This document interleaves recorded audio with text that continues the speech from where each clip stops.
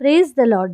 प्रियो, कभी हमने ये सोचे हैं कि जो जीवन हमें प्रभु ने दिए हैं उस जीवन से दूसरों को खुशी मिल रही है या हम लोगों के तकलीफ का कारण तो नहीं बन रहे हैं?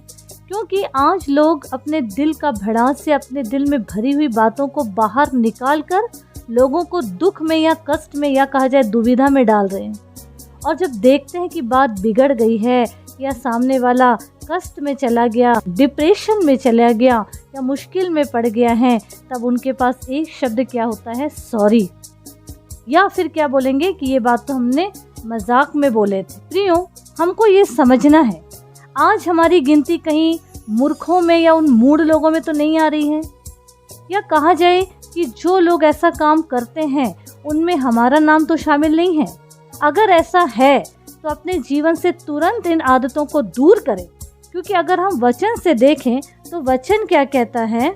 अगर हम नीति वचन 26 अध्याय उसका 18 और 19 पद पढ़ेंगे तो वहाँ लिखा है, जैसा एक पागल जो जलती लकड़ियाँ और मृत्यु के तीर फेंकता है, वैसा ही वह भी होता है जो अपने पड़ोसी को धोखा देकर कहता है कि मैंने तो मजाक किया था या ठट्ठा किया था।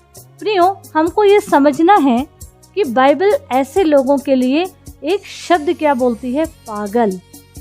जब पागल जो होता है वो कुछ भी चीज़ फेंकता है, जलती लकड़ी हो या पत्थर हो या कुछ, उसको खुद नहीं सूझता। वैसे ही बाइबल ऐसे लोगों के लिए एक शब्द बोल रही है, ऐसों से दूर रहो, ये पागल है। प्रियो, बाइबल बार बार पड़ोसी का जिक्र करती है। क्यों? क्योंकि हमारा पड़ोसी वो है जो हमारे साथ साथ रहता है, हमारे आसपास रहते हैं, जिनसे हम हर दिन मिलते जुलते रहते हैं, एक दूसरे के साथ समय गुजारते हैं। हर एक इंसान हम एक दूसरे के पड़ोसी हैं। प्रियो, अगर हम नीति वचन 15 अध्याय उसका 24 पद पढ़ेंगे तो वहाँ क्या लिखा है। वचन कहता है, बुद्धिमान के लिए जीवन का मार्ग ऊपर की ओर जाता है, इस रीति से वह अधोलोक में पड़ने से बच जाता है।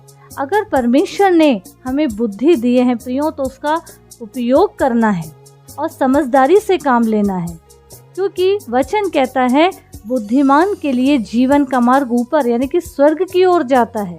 अगर हमने मूर्खता का काम किया है तो हमको अधोलोक में पड़ने से कोई नहीं रोक सकता। हमारा ये जीवन परमेश्वर ने जो हमें दिए हैं, तो कहा जाए कि ये परमेश्वर की योजना है कि हम इस दुनिया में जिए और जीते हुए उसका सुसमाचार प्रचार करें। सुसमाचार हमको फैलाना है और हमारे हर एक पड़ोसी को परमेश्वर के करीब लाना है। प्रियो, जिन तक अभी तक ये वचन नहीं पहुंचा, ये नहीं कि या उनके दुखों की वजह बन जाए, हम भी प्रभु यीशु मसीह की तरह बने।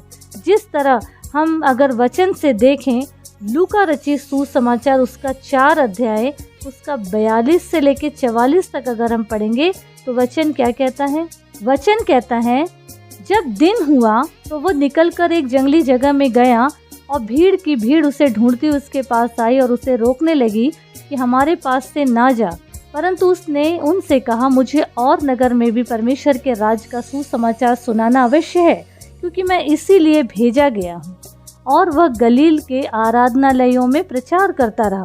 तो हमको ये समझना है कि परमेश्वर को, प्रभु यीशु मसीह के पीछे जब भीड़ आ रही थी तो वो उसको ढूंढती रहती थी। जहाँ जहाँ यीशु मसीह जाते थे ये भीड़ उनके पीछे जाती थी, क्योंकि उनको हर चीज़ की सुविधा थी उनके साथ जाने में।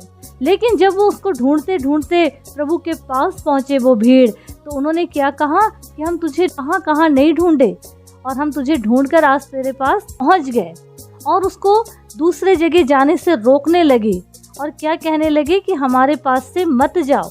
लेकिन तुरंत यीशु मसीह ने वहाँ पे क्या कहा कि नहीं, मुझे और जगह जाना है और लोगों तक प्रभु का प्रचार करना है, सुसमाचार सुनाना है, क्योंकि मैं इसीलिए भेजा गया हूँ। और वो अपना प्रभु का काम फैलाने निकल गए, आगे बढ़ गए। लेकिन आज हमारा जीवन रुक गया है। आज हम लोगों का सुन सुन के रुक जाते हैं और बुराइयों में फंस जाते हैं। प्रियो, हमको ये समझना है, प्रभु यीशु अपने उद्देश्य को नहीं, परमेश्वर की इच्छाओं को पूरा करते थे। उसी प्रकार हमें भी परमेश्वर की इच्छा को पूरा करते हुए, प्रभु यीशु की आज्ञा को मानते हुए वचनों को फैलाना है। क्योंकि हम इसीलिए इस दुनिया में भेजे गए या हम आए हैं, हमें प्रभु की योजना में है हमारा जीवन। प्रियो, आज अपने जीवन के उद्देश्य को समझें, क्योंकि ये जीवन बहुत कीमती है। इसलिए परमेश्वर ने अपने पुत्र को हमारे लिए बलिदान कर दिए हैं। इसका मोल समझें और सांसारिक बातों से अलग होकर आत्मिकता में बढ़ते जाएं और अपने जीवन को, औरों के जीवन को परमेश्वर की महिमा का और परमेश्वर के हर्ष का कारण बनाते चले जाएं। प्रभु यीशु मसीह इस वचन के द्वारा हर एक को बहुतायत की आशीष दे। आमीन, आमीन।